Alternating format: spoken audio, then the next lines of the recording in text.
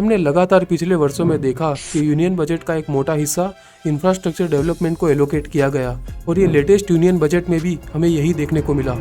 Infrastructure investment by central government, significant investment the central government has made.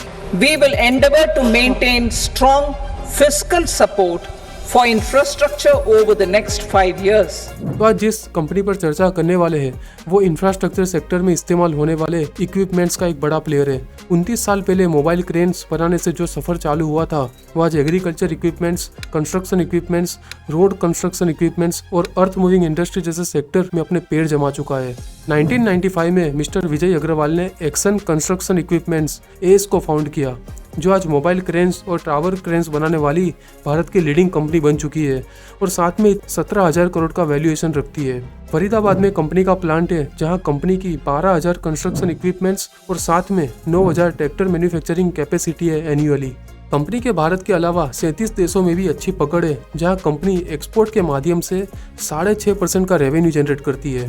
देखिए, हमने देखा कि 23-24 में भारत का ग्रोस डोमेस्टिक प्रोडक्ट का ग्रोथ 8.2% देखा गया, जो अनुमान से बढ़िया रहा, जहां 3.5% का कंट्रीब्यूशन कंस्ट्रक्शन वाले सेक्टर से देखा गया।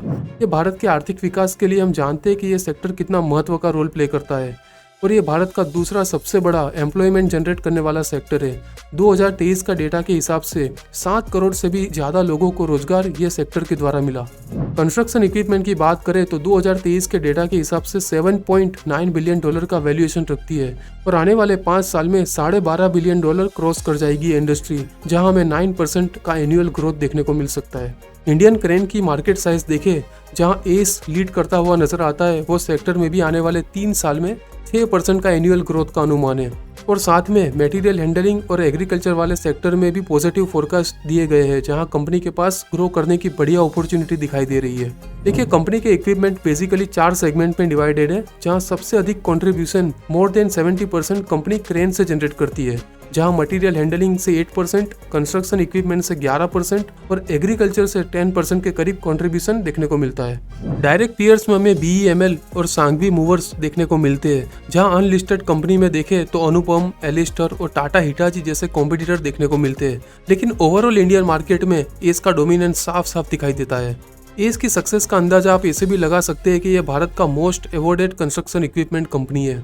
कंपनी का क्लाइंट पैनल देखे तो लगभग ये सेक्टर से जुड़ी हर बड़ी कंपनी, चाहे वो गवर्नमेंट सेक्टर से हो या प्राइवेट सेक्टर से, हर कोई एस की जर्नी का पार्ट है। 30,000 से ज्यादा कस्टमर को ये अपने प्रोडक्ट्स डिलीवर कर चुके हैं। साथ में लगातार इनोवेशन हमें उनके प्रोडक्ट्स में देखने को मिलते हैं। खुद का ही state of the art R&D होने से हमने हाल में देखा कि कंपनी ने भारत की सबसे पहली इलेक्ट्रिक क्रेन लॉन्च की और नजदीक में इलेक्ट्रिक ट्रैक्टर भी कंपनी इंट्रोड्यूस करने वाली है। तो जब ओवरऑल कंपनी का बिजनेस मॉडल देखते हैं तो शानदार प्रदर्शन ओवर द इयर्स कंपनी ने दिखाया। अब देखते हैं कि कंपनी फंडामेंटली कितनी स्ट्रॉन्ग है।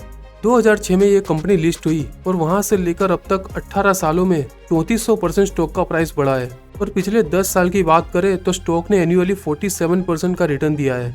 इसकी मार्केट कैप देखे तो 17,000 करोड़ की है। कंपनी का ROCE देखते हैं तो एवरेज 21% का है पिछले 5 वर्षों में, जो ये इंडस्ट्री का सबसे अधिक है। कंपनी लगातार अच्छे सेल्स और प्रॉफिट ग्रोथ दर्ज करती नजर आ रही है। पिछले 3 वर्षों में करीब 15% का सेल ग्रोथ और 45% का प्रॉफिट ग्रोथ हमें देखने को मिला। और दोस्तों, 2 साल तक कोविड के चलते कंस्ट्रक्शन वाले सेक्टर में काफी स्लो डाउन देखने को मिला था, फिर भी इतने अच्छे नंबर्स हमें कंपनी के देखने को मिले और इतने कंपटीशन के बावजूद कंपनी 14% ऑपरेटिंग प्रॉफिट मार्जिन पर बिजनेस कर रही है, जिनमें over the year profit margin तेजी से बढ़ते हुए नजर आए और लगातार प्रॉफिट का बढ़ना कंपनी के डेट टू इक्विटी के रेशियो में साफ नजर आ रहा है। अब कंपनी डेट फ्री हो गई है और यही कारण रहा कि कंपनी के एसेट्स में जबरदस्त बढ़ोतरी देखी गई पिछले कुछ वर्षों में। और साथ में हमने देखा कि FIIs लगातार अपना होल्डिंग ये स्टॉक में बढ़ा रहा है। कंपनी का मैनेजमेंट काफी स्टेबल है और बहुत एफिशिएंटली कंपनी को आगे लेकर जा रहा है और मैनेजमेंट की कमेंट्री देखे तो इनका प्रोजेक्शन है कि आने वाले 3 सालों में लगभग ये कंपनी का वैल्यूएशन डबल कर देंगे, जो कि इनके हाल के ग्रोथ रेट से अचीवेबल दिखता है।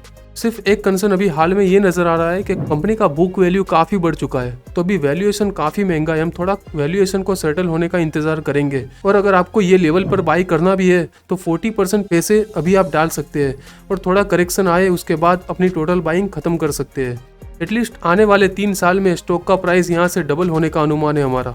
अभी जब टेक्निकली देखें तो कंपनी कुछ महीने से एक जोन में ट्रेड करती नजर आ रही है। अगर 1550 के आसपास डिसाइसिव ब्रेकआउट आता है वॉल्यूम के साथ तो फिर हम अपनी थोड़ी बाइंग वही लेवल पर कर देंगे। फिलहाल हमें सिर्फ नजर रखनी है। तो दोस्तों आज का वीडियो कैसा लगा आपको कमेंट बॉक्स में जरूर अपनी राय दीजिए। नेक्स्ट कौन सी कंपनी का एनालिसिस करें वो भी हमें बताइए। चैनल पर नए हैं तो सब्सक्राइब जरूर करें। मिलेंगे एक और कंपनी के एनालिसिस के साथ, तब तक अपना और अपने पोर्टफोलियो का ध्यान रखिए। Thank you very much.